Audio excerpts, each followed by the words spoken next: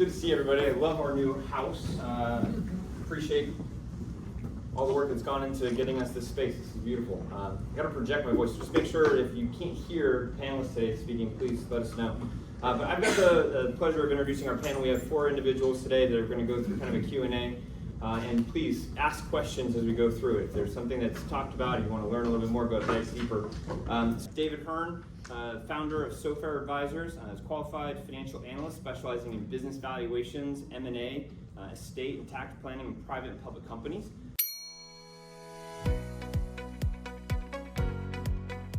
The biggest single misconception business owners have about the due diligence process in your mind? So for me, the biggest misconception I would think of is I see owners who want to have their cake and eat it too. So they think that they can show the world that their valuation for tax is 0, and then they come to you and their valuation is millions of dollars. And so there's a misconception between what they do over here and what they do over here, right? And eventually, through due diligence, this is all going to come out. Yeah. Excellent. This works. There we go. Okay.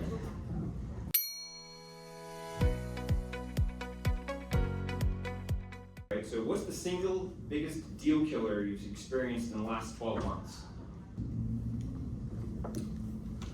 So I'm going to continue my trend, since there are no active CPAs practicing in the room, of continuing to crap on them for the moment, which is, again, the tax advice, right?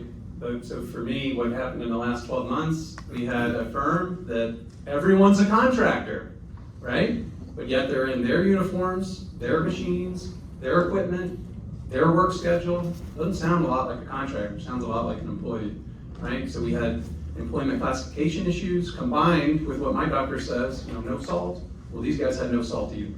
No state and local taxation. They had total problems from a SALT perspective. They thought they were good federally, but didn't think about state and local taxation issues. For this particular deal, it was the accountants who, on the one hand, were giving great advice for a time until it was time to do a deal. Excellent.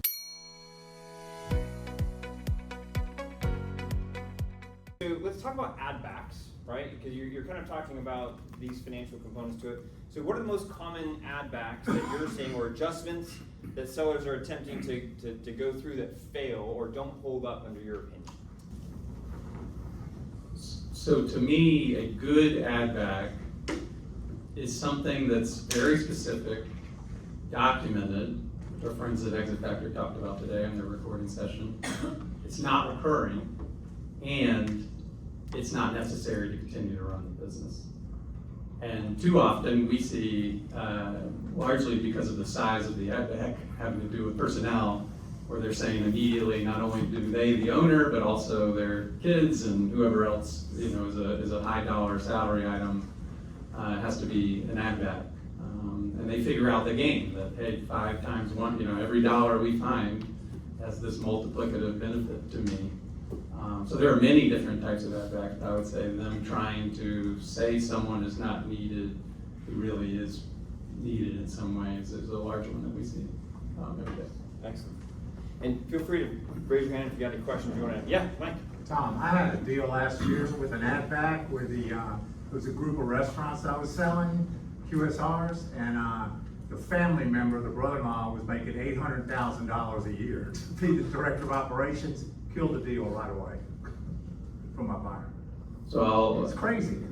So when you value a company, you must factor in reasonable compensation, okay? And I don't mean 60 grand a year, the IRS reasonable compensation, okay? I mean actual reasonable compensation, where we're gonna use benchmark studies. And so generally we would look at that person, that size of company, that exact city, and I'd say, is $800,000 reasonable, or is $300,000 reasonable? You'll often even see clients who get, again, cued on the tax code, create a little management entity over here, and they just pay the management entity everything $1 million a year. And it's like, well, what's real EBITDA? Because right now it says it's 0, right? So yeah, it's a great example.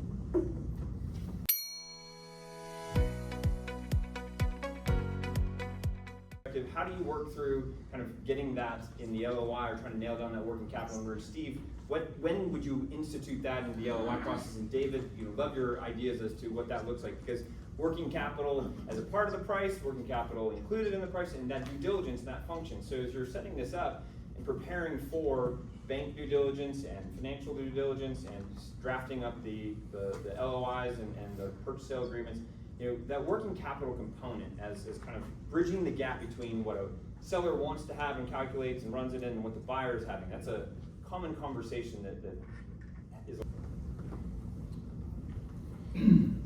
I'll just add that I see a lot of clients who pay a lot of attention to their P&L and they pay almost no attention to their balance sheet, which is where working capital is. The one item they look at on their balance sheet is the cash balance, okay? And we're talking about most deals are debt-free, cash-free, right? When you value a company, it needs to have a normalized level of working capital, which may or may not be how they've been operating if the rest of their industry is operating at a different place. And since we have attorneys in the room, the top two things litigated post-deal that most of you are not going to have to deal with, earn-out dispute is number one. They get the gold medal, congratulations. Number two, working capital dispute. So when we deliver valuations, whether certified or informal, it's amazing how many clients want to skip and go right to the answer, and they miss the entire line about working capital surplus and deficit. So they really do need to do a 2-year intensive monthly deep dive, because sometimes annual periods can disguise what's going on monthly and seasonally.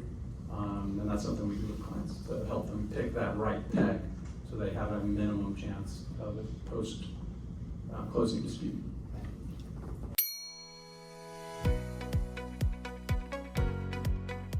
The question is, what is the number? And everyone can calculate it a different way or determine it. So to get two people agree, what best practices are there to help two parties that may define it differently, calculate it? The data may be good, the data may be bad. What are best practices to help two people come to understand what the number should be? Forget about how it's funded, but at least how the number is determined. So we look at it 3 ways primarily.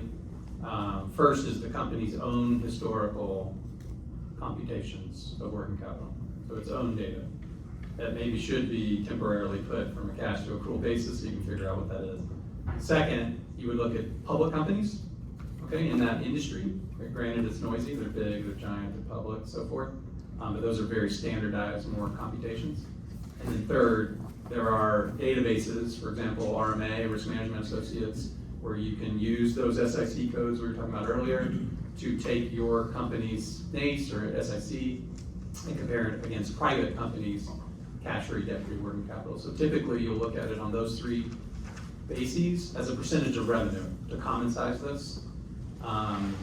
And then it's very important in the deal that you define, like in the definition section, what is target and what is the definition of working capital, what's included and excluded. It's very important. Maybe in the back in the supplemental disclosure schedules, you have a sample calculation and you define exactly what GL accounts are in the current assets and current liabilities. Because if you don't, and I have a playground equipment company right now, and they're arguing over an accrual on whether it's in or it's not, right? And so the more clear you can be, these for the avoidance of doubt type scenarios with sample calculations in the purchase agreement, you're going to save yourself in the back end. Yeah, Mike? Yeah, you guys, you can always ask for a quality of earnings forensic accountant report, which all my buyers are doing that now, doing due diligence. It's not cheap for the seller. It could be up to 20, 25 grand, but that brings out everything and what's really there, what you're talking about. 100%. Yeah. Yeah, I mean, we'll do some of those QEs, and it's 3 things. It's working capital, proof of cash, Yeah, exactly. and what is EBITDA. We do too, it's great.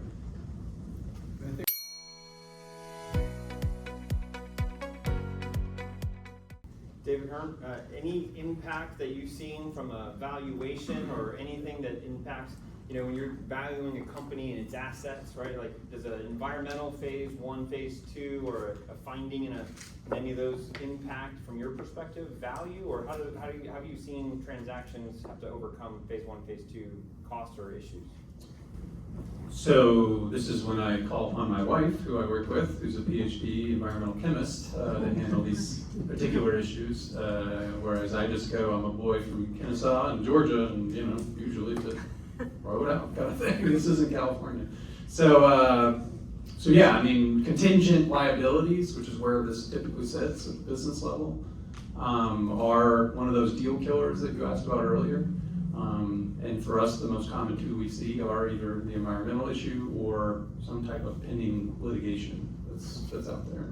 But absolutely, yeah, I would think for a fixed asset or tangible asset, this is going to have to be factored into the appraisal process. I want to answer that one too. Yeah.